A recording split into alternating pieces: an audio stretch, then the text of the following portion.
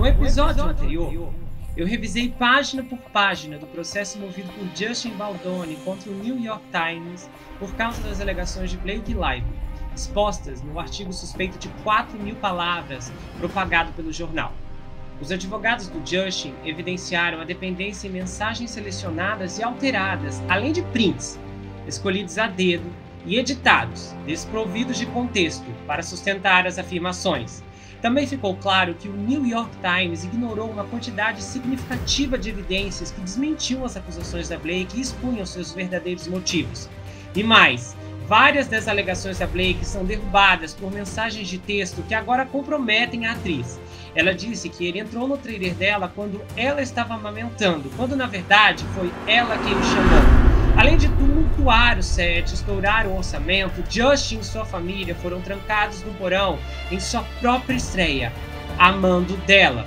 Eu fiz uma extensa pesquisa e descobri mais indícios pelo caminho, incluindo um e-mail chocante que expõe as intenções obscuras da Blake de enganar o sindicato dos produtores.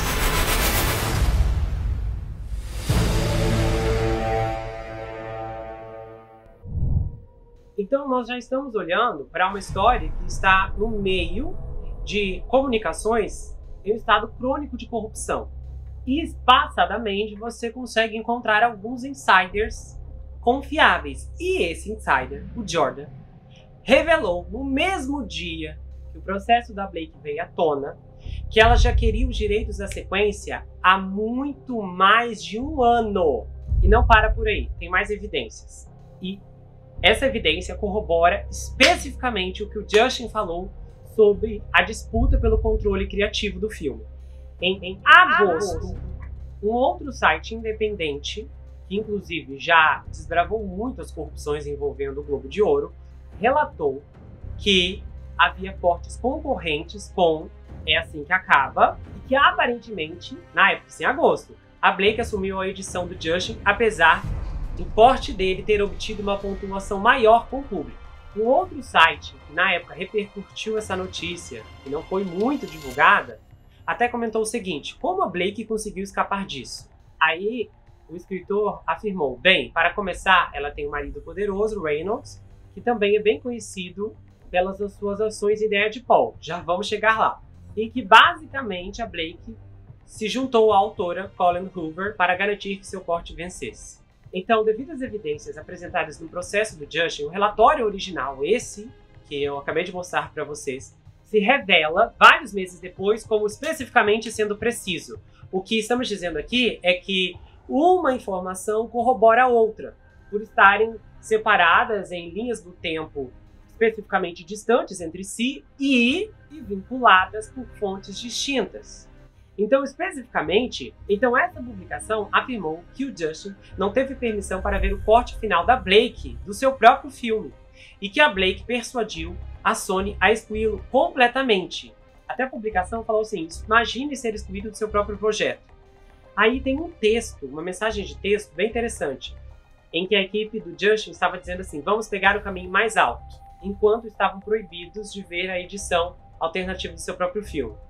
Aí, em uma troca de e-mail, Justin foi questionado por seu editor se, apesar da versão da Blake ter sido lançada nos cinemas, eles deveriam continuar trabalhando em seu próprio filme. Aí o Justin responde assim: não terminamos o corte do diretor porque ela interveio.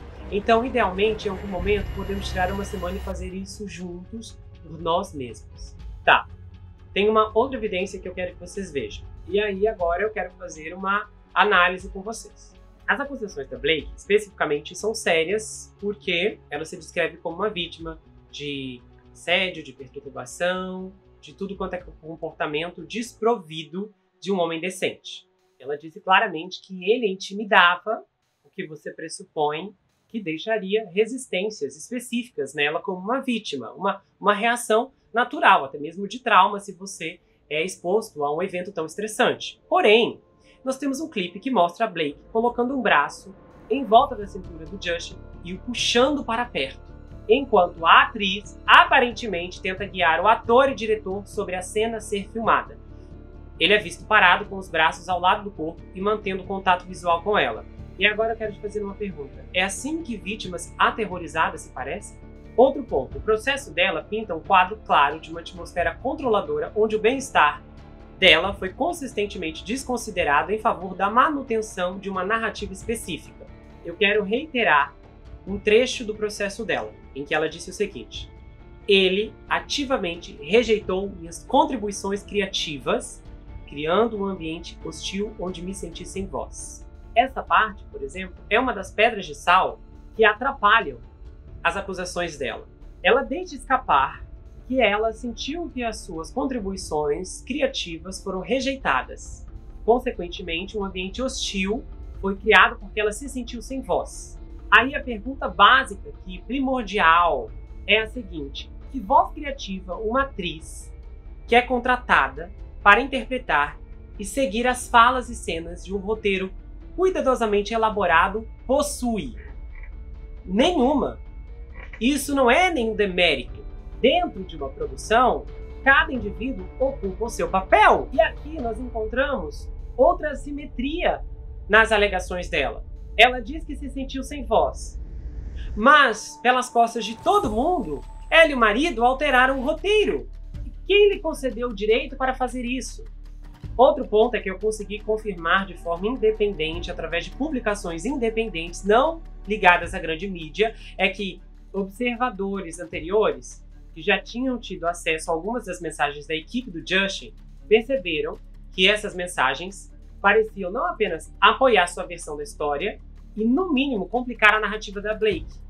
Porque em uma troca, a Blake escreveu o seguinte: olha agora, não posso mais trabalhar nessas condições, Justin. Se eu não for ouvida, esse projeto vai fracassar. Da minha perspectiva, essa é mais uma mensagem incriminatória. Mas continuamos. Agora aqui eu quero trazer esse fato como um elemento de contexto antecedente que pode muito ajudar a caracterizar uma visão analítica, psicológica do comportamento da Blake alegado pelo Justin. Vamos lá. O filme Deadpool reviveu a carreira do Ryan Reynolds e ele foi essencial para a grande parte do marketing e promoção, que foi descrita como inteligente e bem-humorada, que abriu o caminho para o filme que inicialmente não havia sido anunciado, mas que recebeu o sinal verde depois que o diretor Tim Miller vazou imagens de testes de CGI em 2014 e que acendeu a chama dos fãs e elevou o sucesso financeiro do filme a níveis sem precedentes nas bilheterias. Porém, se a Blake é acusada de tentar sequestrar o filme do Justin, seu marido já foi acusado da mesma ação anos antes. O diretor Tim Miller, do primeiro filme do Deadpool, revelou que desistiu de fazer Deadpool 2 porque o astro Ryan Reynolds assumiu o controle da franquia. Muito antes da revelação oficial, já havia sido relatado que o Tim e o Reynolds lutaram muito um contra o outro para poder fazer o primeiro filme e não conseguiram concordar com a direção que a série deveria tomar após o sucesso financeiro do primeiro filme. Então o Tim Miller foi substituído pelo diretor David Leitch na cadeira de diretor. Ele disse em uma aparição no podcast da KCRW o seguinte: ficou claro que o Ryan queria estar no controle da franquia. Você pode trabalhar dessa forma como diretor com bastante sucesso, mas eu não posso. Não me importo em ter um debate, mas se eu não puder vencer, não quero jogar. Eu não acho que você pode negociar todas as decisões criativas. E há muitas para tomar. Então Ryan é o rosto da franquia e ele foi o componente mais importante disso, de longe. Então, se ele decidir que quer controlá-la, então ele vai controlá-la. E eu sempre fui muito bom nessa coisa de seguir em frente. Eu me importo profundamente. E então você chega a esse ponto em que precisa tomar uma decisão e eu sou muito bom em deixar isso para trás. Tivemos uma reunião na Fox e a escrita estava na parede, então eu disse: eu entendo. Vou sair e vocês podem fazer o que precisarem fazer. E tem mais, há rumores seríssimos sobre o relacionamento do Ryan Reynolds, que já foi casado com a Scarlett Johansson. Em dezembro de 2010, uma fonte próxima ao casal alegou ao Daily Mail o seguinte: Ryan pode ser um maníaco por controle autoritário. Ele é mais tradicional e ela é mais independente. Eles também alegaram que o ator esperava que ela largasse tudo e fosse até ele. E a Scarlett não era fã desse comportamento. Sem contar rumores persistentes dessa época de que a Blake e o Ryan acenderam um romance enquanto ele ainda era casado.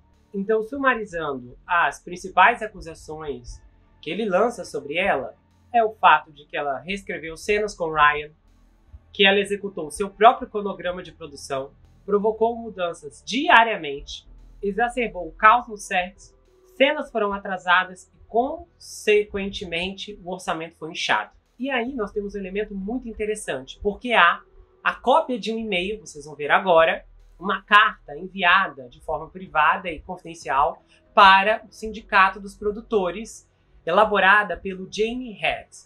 Nos momentos anteriores desse vídeo eu chamei o Jamie de Nathan Head. Está errado. É Jamie Head. Esse e-mail foi enviado quinta-feira, 27 de junho do ano passado, às 15h55. Oi, pessoal. Estou escrevendo a todos vocês sobre uma carta que escrevi em nome do Justin, e-mail, e é endereçada ao Producers Guild. Como vocês sabem, recebemos uma solicitação para escrever uma recomendação em nome da Blake para que ela receba a marca PGA. Este foi um pedido que achamos irracional e frio. Essencialmente, o filme É Assim que Acaba foi tirado injustamente do Justin como diretor e essencialmente do controle da Wayfair devido à extorsão da Blake. Sem entrar em todos os detalhes dos eventos que aconteceram ao longo dos meses, Justin e eu acabamos concordando em escrever a carta por nos sentirmos presos. E ela continuou a manter uma ameaça sobre nossas cabeças, e toda vez que tentamos manter uma linha, ela usa essa ameaça indireta ou diretamente para nos fazer desistir. Não se engane, não estou sugerindo que fomos literalmente forçados a concordar, mas dado o alto perfil do filme, a parceria com a Sony e a quantidade de dinheiro investida e a necessidade de concluir o filme, escrevi a carta em seu nome, omitindo a verdade de como e por que ela foi capaz nas maneiras que listamos. Não há nada a fazer com essa carta agora. Ela serve apenas como uma forma de memorizar, porque a carta foi enviada em primeiro lugar, caso precisamos explicá-la. Obrigado, Jane. Outra indicação independente que eu encontrei é também de uma analista independente, é uma jornalista que eu conheço desde 2022, eu a descobri um pouco depois do julgamento do Johnny Depp, e ela também relatou, fontes próximas à situação revelaram que a equipe do Justin tomou conhecimento da imprensa negativa iminente no início de agosto, e foi aí que ele contratou a sua equipe de RP rapidamente. Aí um insider explicou o seguinte: todo mundo precisa de um advogado de defesa moderno. No mundo de defesa de hoje, esse advogado geralmente é um profissional de RP. Ser cancelado online pode prejudicar sua carreira tanto quanto um processo, e é aí que entramos, para proteger e moldar a narrativa. No caso do Justin, as apostas eram altas. Ele provavelmente atendeu a ligação e disse: ouvi dizer que minha vida está prestes a ser arruinada por Blake Lively, que é grande e poderosa. Aí a equipe o tranquilizou dizendo: nós o protegeremos, vamos garantir que sua narrativa positiva esteja lá e faremos pressão na imprensa.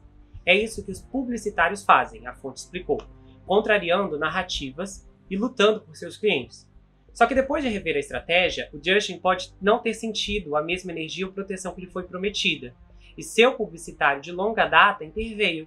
E foi aí que a Melissa respondeu para Jennifer: não se preocupe, podemos enterrá-la. O que significa que a equipe faria o que fosse preciso para defendê-lo. E nesse período havia histórias pró-Blake e anti-Justin sendo colocadas antes da grande explosão. Eles estavam tecendo uma narrativa antes do tempo para controlar as manchetes. E, pelo que eu vi nas mensagens da equipe do Justin, e eu concordo com o que esse insider diz agora, ele fala o seguinte: que a equipe do Justin claramente teve que ter cuidado para não revidar de forma muito agressiva ou isso validaria negatividade. Então, o que começou como sussurros de diferenças criativas explodiu durante a turnê promocional e observadores notaram uma tensão palpável entre a Blake e o Justin, particularmente durante essas aparições. E o que é fato aqui, inegável e inegociável: a Blake, em suas próprias palavras, durante as entrevistas, durante a promoção, durante a turnê, alimentou a reação com os fãs, que criticaram seu tom ao abordar os temas sensíveis do filme em torno da violência doméstica. De repente, ela se tornou muito desagradável, e as pessoas começaram a notar o quão desagradável e insensível ela era nessas reuniões e se voltaram contra ela como resultado. Nada disso foi orquestrado. Acontece que a movimentação em torno da péssima conduta dela levou os detetives da internet a mergulharem mais fundo em seu histórico para encontrar mais evidências de que ela era problemática no geral. E isso é verdade. Eu desafio alguém vir aqui nos comentários e dizer para mim que ela não tem culpa da entrevista que ela deu para a jornalista, afrontando aquela senhora que gentilmente a parabenizou pela sua gravidez. Ela não pediu desculpas, ela não foi atrás. Ela tem um rastro de mau comportamento que ecoa desde a série Gossip Girl. Como isso pode ser responsabilidade do Justin? Existem dois pontos muito evidenciáveis aqui. O Justin está sendo acusado de uma série de comportamentos que ninguém o viu exercendo. A Blake caiu em desprestígio não porque alguém disse que ela fez algo, mas a princípio porque ela mesma se mostrou desagradável e infinitamente superior às pessoas por onde quer que passasse para divulgar seu filme, sua linha de cabelo e sua linha de bebidas. E há um outro elemento. Ela tem uma grande vantagem a seu favor. Ela é uma mulher.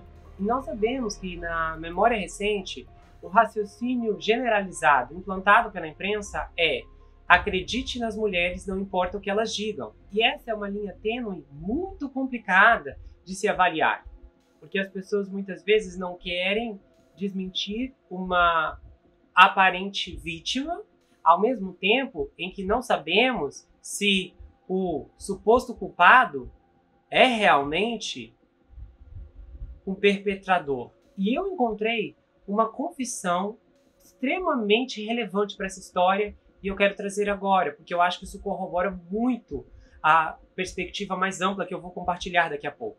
Em 8 de janeiro desse ano, 2025, uma colunista regular do Los Angeles Times, Robin Abacaran, fez uma revelação importante no seu jornal. E o Los Angeles Times é uma mídia extremamente complicada, para se dizer o mínimo. Falo com propriedade porque eu acompanho o Los Angeles Times todo santo dia há mais de 2 anos. A jornalista diz o seguinte, no trecho da sua coluna. Ela fala assim: há vários anos atrás, fui abordada por uma figura de relações públicas de alto nível que estava trabalhando para Angelina Jolie durante seu divórcio prolongado com Brad Pitt. Eu estaria interessada em escrever uma coluna, com base em informações privilegiadas, é claro, sobre como a Angelina estava sendo maltratada por um sistema legal que é contra as mulheres. Aí, ela disse assim, que a própria noção de que a Angelina, rica, privilegiada e famosa, se passar como uma vítima, pareceu ser algo absurdo. E ela pensou, sabe, eu não estou nem um pouco interessada em ser manipulada para permitir que a Angelina usasse o feminismo como uma ferramenta de fogo em sua batalha legal contra o Brad Pitt. Eu achei esse vislumbre de consciência impressionante, porque ele explica muito como a imprensa está se comportando agora a favor da Blake, não porque ela realmente se parece como uma vítima, mas porque validar o seu caso valida toda uma narrativa que precisa se manter sustentável. E é aqui que a gente entra um pouco no Justin Baldoni. O Justin se posicionou como um feminista esclarecido por anos. Já em 2017, um mês após o movimento Me Too explodir na consciência pública, ele fez uma palestra no TED intitulada Por que cansei de tentar ser um homem o suficiente? Aí ele diz assim na palestra: você é corajoso o suficiente para ser vulnerável? Você é forte o suficiente para ser sensível? Você é confiante o suficiente para ouvir as mulheres em sua vida? Esse filme como um todo, juntamente com o livro, nada mais é do que mais um fortalecimento de perspectivas mais delicadas do que apenas violência doméstica, que sabemos que é uma condição muito, muito difícil. E eu, com sinceridade, não compactuo com as ideias do Justin. Hoje nós sabemos que há uma descaracterização sistemática em cima do papel do homem. Eu considero essa nova onda de distorção ao papel do homem uma continuação de uma onda de séculos sobre a subversão do papel do homem real. Então, se no passado havia muitos posicionamentos dos homens completamente equivocadas, inaceitáveis e por aí vai, hoje nos encontramos em uma posição que muitos dos comportamentos erráticos do passado não são mais repetidos como antigamente, porém, novas condutas são piores ou tão horríveis quanto as anteriores. A noção que temos hoje como sociedade de um reconhecimento a partir do gênero homens contra mulheres, que isso é o que claramente é proposto nos filmes hoje, você pode ter convicção absoluta do que eu vou dizer para você. Nós temos vários filmes que estão saindo um atrás do outro. Hoje, quando eu fico sabendo que vai lançar um filme, eu vejo o trailer, eu já sei a reviravolta no final. O homem vai se revelar como plot twist, vai ser o grande vilão horroroso, misógino, não sei o quê. Eu poderia enumerar como esse conceito abstrato está sendo implicado no inconsciente das pessoas de forma sistemática e bem estruturada há algum tempo e cada vez mais intensivo, nomeando centenas de filmes recentes, inclusive mega famosos, em que seja como for, o homem ele é parte do problema, quando não o grande vilão no final. Gente, isso não é coincidência. Isso, na verdade, está formando um arquétipo de que o homem ele não é confiável, ele não é digno, ele não é justo, ele é errado, ele é sujo, ele é maligno, ele é ruim, quando isso não corresponde a todos os homens da Terra. Existem muitos homens que são maus, que são perversos, que são violentos, que são, inclusive, violadores, mas isso não é uma representação real de todos os homens. E a noção que é semeada em um campo enorme que abrange toda a humanidade produz resquícios emocionais de deformidade que hoje os psicólogos não dão conta, porque não podem nem reconhecer de onde vem o problema. Eu vejo vários atendimentos, vários garotos que eu atendo com deformidades masculinas gigantescas. E aí, quando você vai ver, são estruturas muito parecidas. E a gente tem estruturas, inclusive, comprometidas por anos, centenas de programas de televisão do século passado. Como, inclusive, você pode muito bem parar para pensar agora. Mas, se você é um homem ou se você é uma mulher, você cresceu assistindo em filmes, novelas ou séries que o homem ele é um indivíduo incapaz, raramente incapaz, de dizer não a uma mulher que está dando em cima dele. Não interessa se ele é casado, se ele tem não sei quantos filhos. Pare para pensar qual é a interpretação que um menino, inclusive um menor que cresce sendo bombardeado por essas informações, acaba tendo de si mesmo. Que ele não tem força o suficiente para resistir a uma moça que queira, de repente, ficar com ele uma noite. Que aquele desejo é mais forte do que a sua moral. Aí temos um reforço condicionado, verbalizado, de que o homem trai, de que o homem sempre trai. E há uma grande quantidade de traição. Só que essa traição não é apenas algo vivida externamente, mas também no imaginário de produções fictícias, que fortalecem essa conduta, porque é um processo de retroalimentação. Então há muita programação que acabou cumprindo o propósito de reforçar estereótipos que às vezes nem existiam, na verdade, e que hoje a gente vê, e que hoje podemos observar, através das redes sociais, inclusive, uma série de aberrações surgindo em todo lugar, mas que antes disso já estavam sendo abraçadas em muitos programas. E o Justin, como um todo, até então, estava servindo a essa máquina, a essa engrenagem. E eu acho que isso é indiscutível. E apesar de não concordar com o seu estilo de vida, com a sua conduta, nem com os seus projetos, eu ainda acho que o certo é certo e o errado é errado.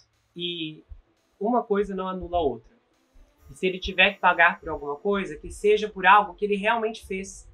E analisando o seu histórico na indústria, principalmente porque ele já dirigiu um outro filme, um romance jovem, alguns anos atrás, que até fez um certo sucesso baseado em um livro, chamado A 5 Passos de Você. Ele fez aquela série da CW, que algumas pessoas conhecem, Jane the Virgin, por 5 temporadas, 5 anos consecutivos. Até então, você não encontra um registro sequer denegrindo a conduta desse homem. Então, ele pode estar dominado por convicções da qual eu não compactuo, crenças que eu desprezo, mas, profissionalmente, tudo indica que ele era uma pessoa e é um indivíduo profissional. E pode, inclusive, ter outros atributos positivos. Do passado dele, eu sei que em uma entrevista ele revelou que sofreu um trauma íntimo, sexual, lá na faculdade. E eu sei também que ele tem TDAH. Sei que ele é casado já há um bom tempo, sei que ele tem filhos. E eu sei que até o momento da gravação desse vídeo aqui, ninguém fora desse universo, é assim que acaba, foi encontrado para falar algo que pudesse denegrir sua conduta como diretor, como produtor ou como ator. Então, a minha opinião geral, de forma bem clara, é que nós estamos diante de uma mulher que inventou uma falsa acusação de assédio. Ela não sofreu nenhuma tentativa de ataque, também não acredito que ela sofreu desrespeito como alega. Eu acho que ela é uma falsa acusadora. Ela é uma versão mais poderosa da Amber Heard, porque a Amber não tinha muito poder monetário e não tinha muitos fãs. Ela, embora não tenha muitos fãs no momento, tem toda a imprensa ao seu lado e tem um marido magnata. E eu fico muito feliz em certos aspectos, já vou esclarecer, porque eu vejo como eu tenho aprendido através desses casos. Porque tudo o que eu disse na minha análise daquele episódio basicamente tem se mostrado verdade. Eu estava certo sobre a minha visão do New York Times. Esse processo ele é muito, muito merecido. Até onde eu sei, o Times nunca perdeu nenhum processo, mas eu espero de verdade. E olha, seria injusto um juiz não dar ouvidos aqui, com todas as evidências de uma manipulação descarada da parte deles. Como eu tinha previsto, na minha opinião, a rapidez em que esse artigo foi lançado não faz o menor sentido, o que significa que eles já estavam com acesso a essas informações muito antes do processo ser arquivado, ou seja, isso é algo completamente fora dos padrões jornalísticos, porque uma coisa é você ter acesso a um vazamento. Um outro quadro bem diferente é uma pessoa que está acusando a outra, te dá todos os argumentos de suas acusações, sem qualquer evidência coerente, e você seguir essa narrativa sem fazer uma investigação apropriada. Em nenhum momento o Times usou o adjetivo supostamente, como eu disse na minha análise passada. Em nenhum momento supostamente apareceu naquele artigo. Isso é uma quebra total dos padrões jornalísticos estabelecidos pelo próprio jornal. Não por coincidência, recentemente saiu um vídeo agora, que eu gravei em final de outubro do ano passado, mostrando a corrupção da mídia americana. Em vários sentidos, eu trouxe evidências gráficas da distorção, da amplitude das notícias, inclusive do viés ideológico, que eles escolhem um. E não por acaso eu trouxe também corrupções envolvendo o Times, inclusive checadores de fatos e contradições no que eles dizem naquela página de como eles atuam e do que eles realmente fazem, inclusive para doações de campanha. O New York Times é um veículo corrupto. Eu sei disso, muita gente sabe disso há muito tempo, há muitos anos. O que eu acho é que dessa vez o New York Times ficou completamente confortável em publicar uma história que estava repleta de furos e furos e furos. Eu fico muito contente porque quando eu falei para minha irmã, antes de gravar o primeiro vídeo, que quando desse minha opinião, eu ia mostrar os pontos que não faziam sentido na argumentação dela, e a minha irmã até ficou preocupada, né, com uma possível reação negativa que isso poderia me alcançar, porque nós não fazíamos ideia né, das proporções que o vídeo poderia tomar e se as pessoas iriam abraçar totalmente as acusações dela ou não. E fazer o que é certo nunca é fácil, porque eu não sou de ferro, né? Não quer dizer que quando eu chego aqui e faço análises assim escaldantes, eu acordo assim com uma coragem infinita para dizer tudo o que eu quiser e eu vou dormir tranquilo. É claro que às vezes eu sinto medo. Algumas vezes é muito difícil, ainda mais quando talvez é uma opinião que vá contra a maioria.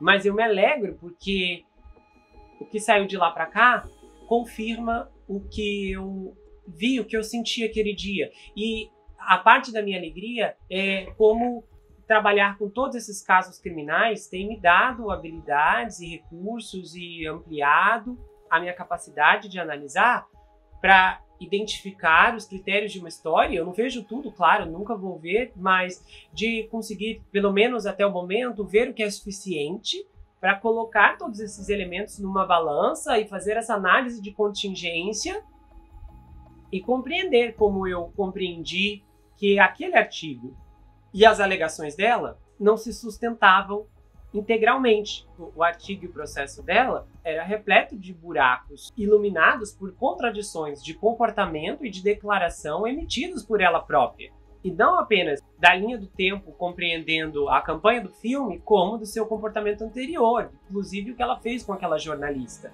A reação dela aquele dia na entrevista não foi uma resposta sem freio.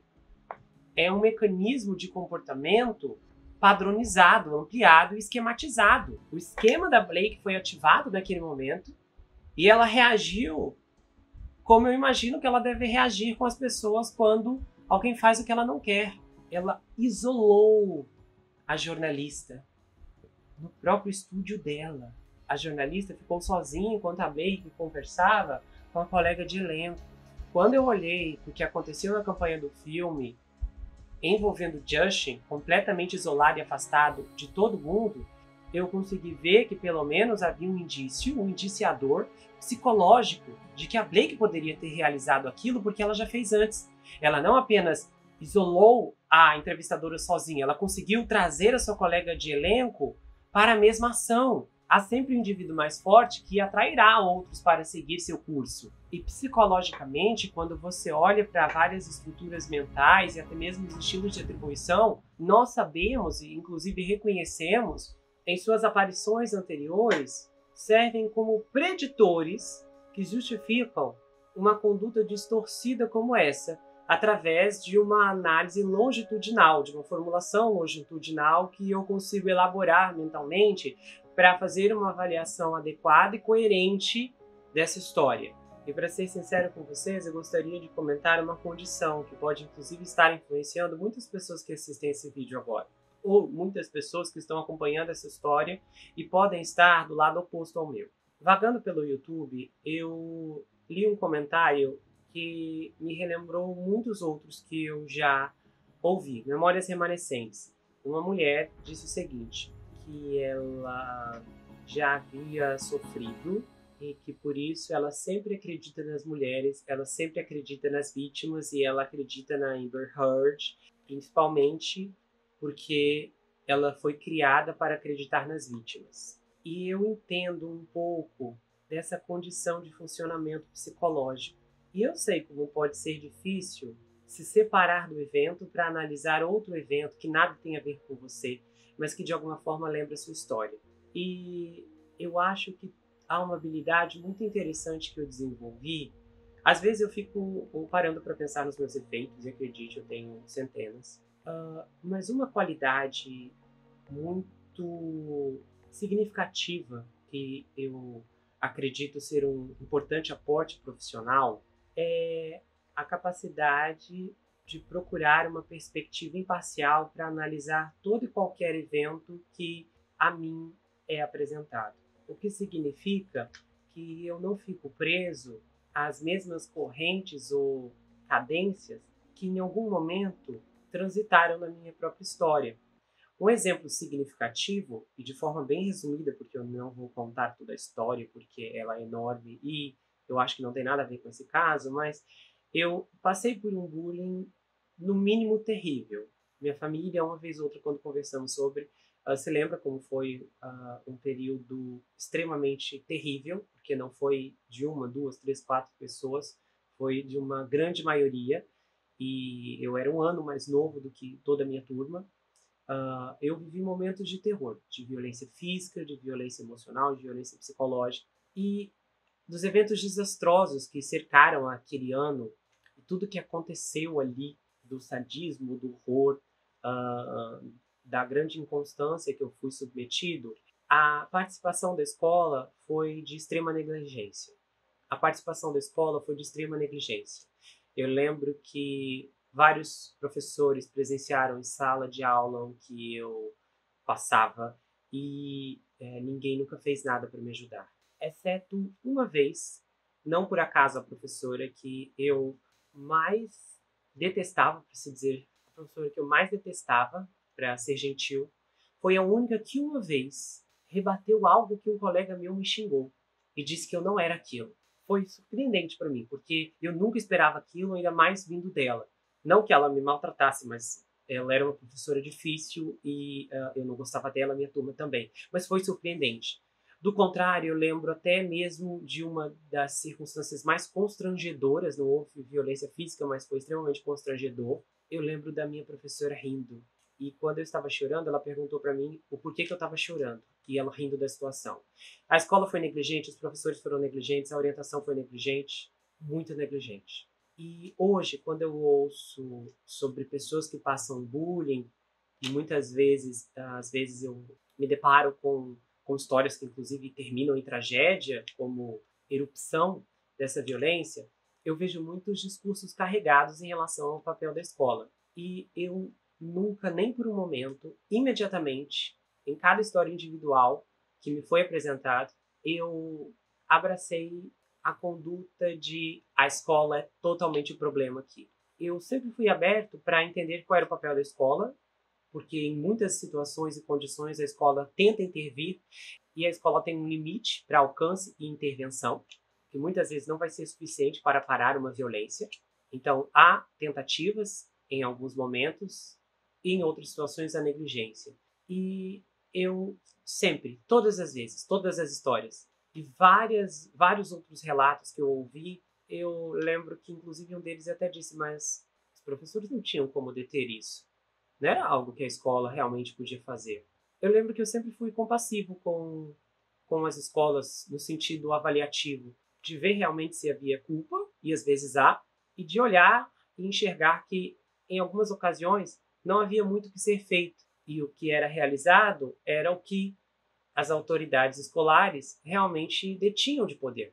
E um dia, quando eu parei para fazer essa análise, para realmente fazer uma avaliação e uma retrospectiva desse meu comportamento, dessa minha conduta, dessa minha reação em vários momentos, eu pensei em outras situações que eu vivi algo ruim, por exemplo, num determinado ambiente, e pessoas que às vezes eu ouço dizendo nunca mais volto em tal ambiente, levando em conta todos os outros ambientes de outros lugares que nada tem a ver com aquele, porque a pessoa, por exemplo, foi maltratada naquele lugar. Eu nunca fui assim. E isso eu considero um recurso, um fator protetivo, que muito provavelmente é fruto da minha educação. Porém, há muitas pessoas que estão em um estado diferente do meu. Elas apresentam o que na terapia cognitiva comportamental nós chamamos de distorção cognitiva de supergeneralização. É quando eu tiro uma conclusão global a partir de um único evento ou uma única evidência. E eu faço essa generalização do tamanho do mundo sobre uma propriedade, uma pessoa ou uma condição. E vendo através da perspectiva da psicanálise, nesse momento, para mim, entra o mecanismo de defesa-projeção, porque eu estou generalizando com base na minha experiência e nesse momento eu projeto a minha experiência na história do outro ou na evidência que faz sentido para o meu círculo. E então, se aconteceu comigo e ninguém me ouviu, ninguém me ajudou, ninguém acreditou em mim, significa que aconteceu com a Blake também, porque muitas pessoas não acreditam nela, muitas pessoas não estão ouvindo.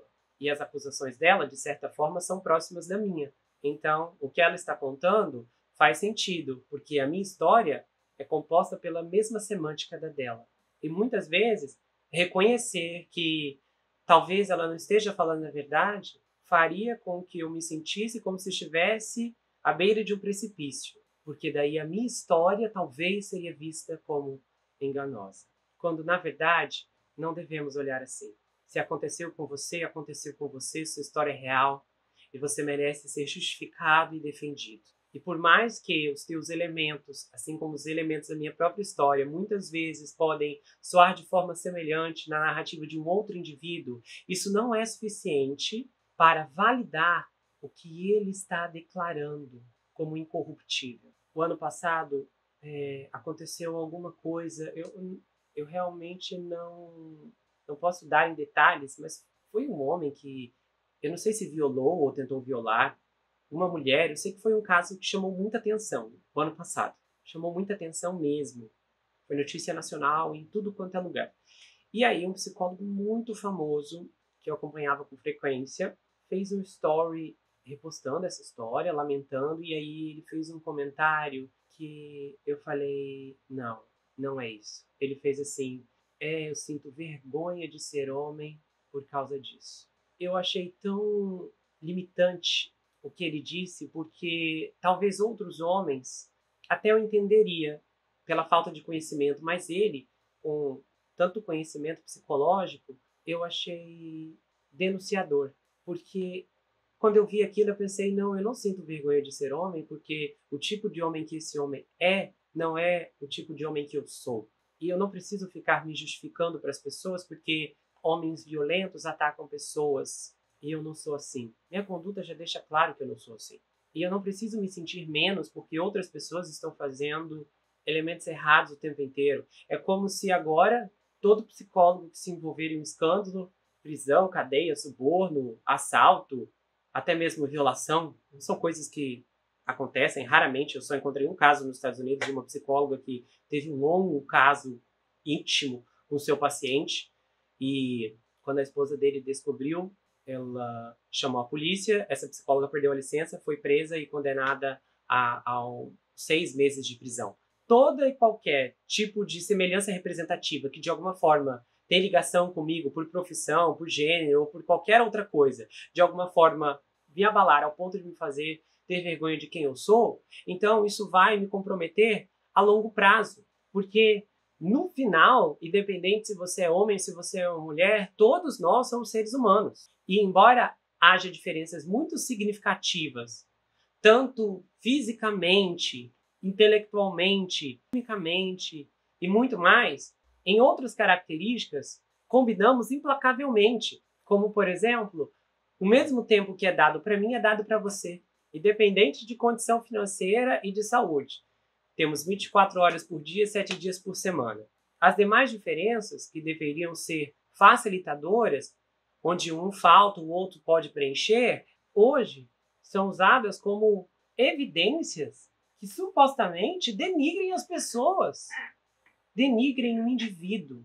E sabemos que, infelizmente, há estereótipos culturais e condições muito mais dificultosas que pessoas, infelizmente, sentem a necessidade de justificar por conta de um comportamento percebido de maneira generalizada, como pessoas de diversas nacionalidades. E se você hoje está em uma condição em que você tem generalizado o que você ouve porque tem percebido reflexos da sua própria história, eu quero te dizer que você não está em um lugar de análise seguro ou adequado. Infelizmente, uma vítima nem sempre sabe reconhecer outra vítima. No julgamento do Johnny Depp, houve um momento muito revelador quando uma das ex-melhores amigas da Amber fez uma revelação bombástica. Essa não saiu nas manchetes, inclusive. Que muito da descrição da violência que a Amber disse ter sofrido nas mãos do Johnny Depp, ela ficou chocada quando viu na mídia, porque ela falou: foi exatamente o que aconteceu comigo e que eu contei para ela. Ou seja, ela estava replicando. Ela não necessariamente inventou, ela copiou e colou. E assim a história poderia parecer muito crível, porque às vezes quando uma pessoa inventa, ela não sabe se comportar como vítima. Então, alguns dos comportamentos podem destoar muito de uma conduta instintivamente esperada ou implicitamente aguardada, e esses passos em falso acabam servindo como bandeiras vermelhas que chamam a atenção dos observadores mais atentos. Então, se dê uma chance para sair dos óculos que você tem usado. Eu falo isso com carinho e respeito. Você pode até estar do lado certo dessa história, mas talvez esteja do lado errado de outras histórias. Histórias que estão mais próximas a você. Pessoas da sua vida, da sua família. Dê uma chance a si mesmo, com base no que você possui e não do que está intrincado em você com base em experiências adversas ou desconcertantes. Também na TCC existe um conceito muito legal, eu particularmente gosto muito, chamado 5 P's. Em tradução, um desses 5 P's não começa exatamente com P, mas o P está em segundo lugar, no adjetivo. Mas os 5 P's se tratam de 5 classificações que contribuem para a manutenção, desenvolvimento e continuidade das dificuldades apresentadas por uma pessoa. E mais cedo, quando eu estava tentando montar essa análise sobre a conduta da Blake, eu pensei no primeiro, que é a apresentação, em inglês, acredito que seria presentation, então começa com P. E a apresentação, ela basicamente resgata aqueles sintomas apresentados pelo indivíduo. Os sintomas que ela apresenta, no meu entender, são de necessidade de comando, de superioridade, talvez uma megalomania, uma necessidade de ser diferenciada como ela almeja. E em seguida temos os fatores predisponentes, que caracterizam os fatores históricos no passado dela. Os fatores históricos que eu vejo, como eu já disse algumas vezes, são comportamentos de uma valentona, de uma atriz que já era cercada de boatos, de outros colegas de elenco que retrataram que o seu comportamento no set não era nada menos do que intimidador. Aí, em seguida, temos o fator da precipitação, que compreendem os eventos que desencadeiam a situação atual. E então nós vemos que ela foi contratada para desempenhar o papel em um filme e ela então percebeu que esse homem, diretor completamente desconhecido, estava em um ponto de vulnerabilidade, enquanto ela estava fortalecida e vestida de uma couraça de influência e poder, cujo faria com que ele e todos ao seu redor se rendessem aos seus pés e às suas vontades. Aí, em seguida, temos os fatores da perpetuação, que é o que sustenta a fluência desse comportamento equivocado. Os perpetuadores psicológicos, no caso dela, podem ser inúmeros, desde motivações distorcidas baseadas em complexos disfuncionais, uma necessidade de conquistar algo que ela sente que não conquistou. Há fatores mantenedores, como o marido, que possui comportamentos equivocados extremamente parecidos, e outras alegações que eu encontrei sobre ele que eu não conhecia ao decorrer do roteiro dessa história. Então talvez ela sentiu que tinha liberdade para fazer o que quisesse e arruinasse quem quisesse, porque o marido também coaduna com esse jeito de ser e de agir. Isso acaba sendo um reforço a essa contingência, que faz e fez com que ela fosse cada vez mais longe em suas ações. Podemos analisar, ela começou com gestos que os produtores, o Justin, achou que conseguiria superar, dominando o figurino. Mal sabia eles que aquilo não seria necessário. Ela precisava ter cada vez mais espaço. E ela foi escalando, até que ela dominou tudo, inclusive o corte final do filme, a campanha do filme. Ela fez tudo sobre o filme ser sobre ela. Por isso que ela se incomodava quando era questionada sobre vítimas reais de violência doméstica. Em uma das entrevistas, ela ficou nitidamente irritada e deu uma resposta atravessada à jornalista. Acho que por dentro ela estava pensando: pare de querer associar outras pessoas à minha história. Esse é o meu momento. Eu vou brilhar. E ninguém pode roubar isso de mim. O último fator, que aí clinicamente é relevante, seria o positivo, que simbolizam pontos fortes do paciente que serão necessários e importantes para ajudá-lo a reavaliar e modificar comportamentos desatualizados ou disfuncionais. Só que para chegar no positivo, é muito importante passar por um processo que na psicanálise a gente chama de retificação subjetiva. Eu olho para a circunstância e reconheço qual é a implicação que eu detenho sobre ela. Até que ponto eu sou culpado pelo que está acontecendo? O que eu causei, ou permiti, ou tolerei quando não devia ter aberto a porta? Sem reconhecimento da minha parte, não há mudança para um problema que eu estou enfrentando, independente dele ser total ou parcial, independente da responsabilidade do que está acontecendo ser total ou parcial da minha parte. Mas o reconhecimento, ele leva o indivíduo a um estado de humildade. A humildade gera quebrantamento, o quebrantamento gera arrependimento. O arrependimento provoca mudança, e a mudança leva o indivíduo a uma transformação em sua atitude. A transformação em uma atitude desencadeia novas respostas no ambiente. Essas novas respostas inseridas ao ambiente transformam esse sistema e o fazem girar. Quando ele gira, o que está errado passa a se movimentar para se encaixar no lugar certo ou ser levado pelo vento, porque ali não há mais espaço para ele. Como vocês viram, o processo é constituído por uma série de atitudes, de ações, de condutas. Um movimento que leva o outro a um outro maior e melhor, que modificará o resultado final, substancialmente e exponencialmente. Mas aí, nessa guerra, nós temos vários peões. Um deles foi o Times. E um fato curioso é que essa história foi relatada, como eu disse, por 3 repórteres, mas um deles é a estrela do movimento Me Too, Megan Tohey, uma das mulheres que expôs o Harvey Weinstein. E é irônico que o New York Times, por meio de seu esforço para descobrir uma iniciativa insidiosa de relações públicas, tenha jogado diretamente nas mãos das táticas duvidosas RT da própria Blake ao publicar trocas de textos pessoais vazadas que carecem de contexto crítico. As mesmas táticas que ela acusa a empresa de implementar. Em nenhum momento pareceu ocorrer à classe da mídia que seu ceticismo recém-descoberto deveria talvez ser estendido à narrativa que o inspirou. E o mais surpreendente é que, para um cara que deveria estar interpretando o principal antagonista nesse caso, o Justin Baldoni tem surpreendentemente poucas falas. Em vez disso, as evidências contra ele consistem principalmente em coisas que outras pessoas dizem que ele disse, com as mensagens de texto e e-mails mais condenatórios vindos não do Justin, mas de 2 publicitárias que o representavam.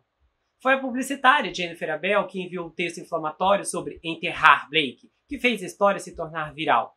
Do outro lado, as evidências que o Justin apresentou são bem convincentes e até mesmo aterrorizantes. Por essa ótica, podemos estar diante de uma mulher casada e mãe de 4 filhos que, apesar de ser multimilionária e bem-sucedida, não se contentou com o que foi lhe dado neste filme.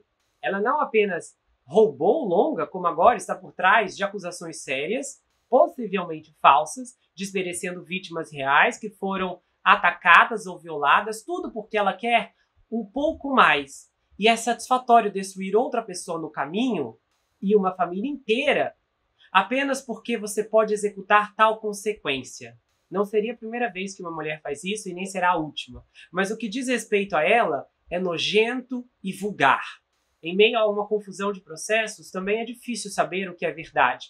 Mas a verdade não é o ponto para as pessoas que estão contando isso.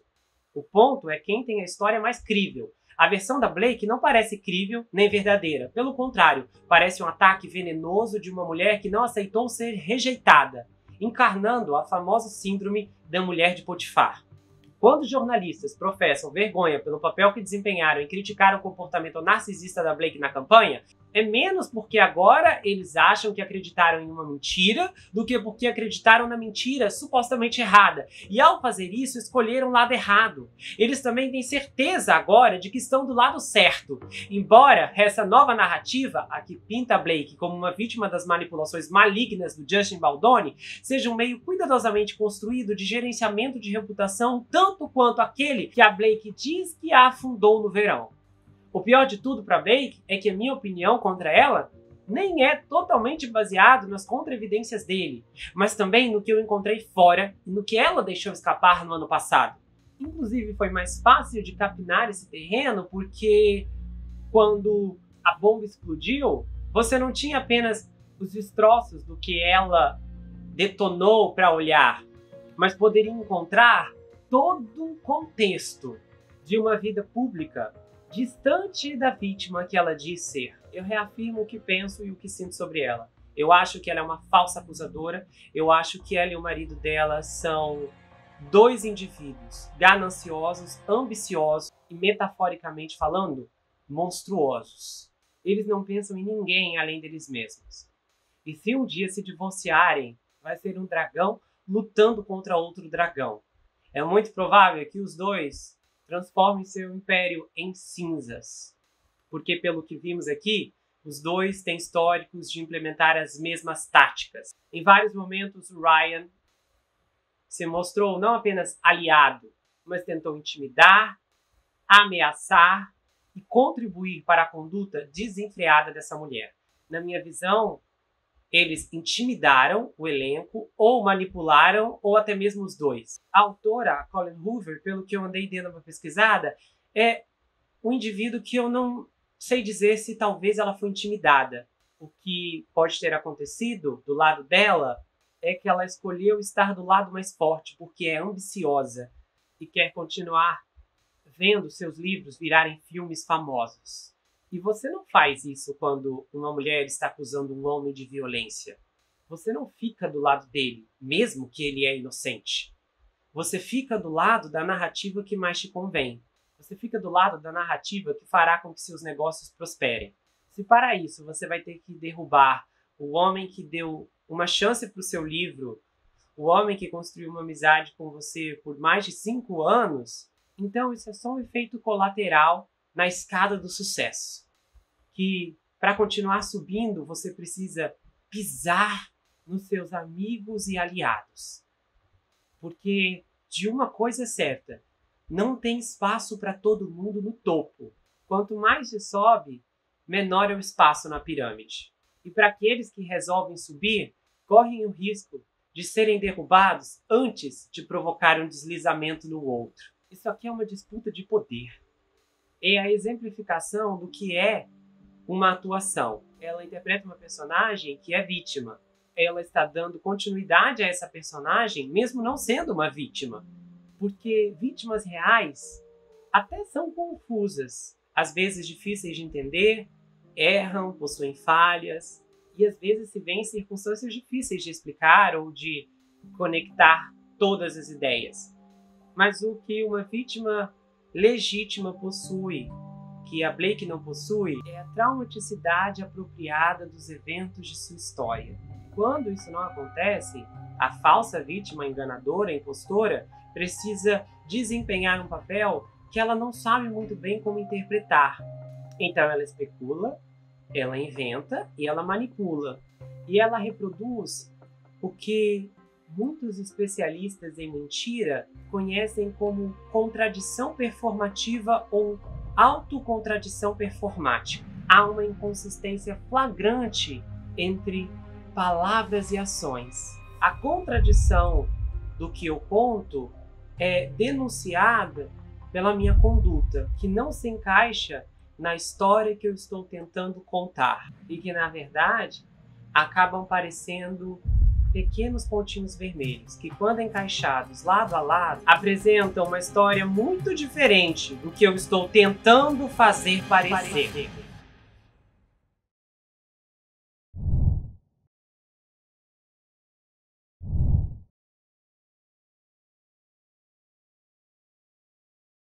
Se você gostou desse vídeo, inscreva-se no canal, ativa o sininho, compartilha, dá o seu like, comenta aqui embaixo, espero que você tenha gostado. Aproveite e conheça as outras atrações do canal, tá? Tem vários episódios bombásticos.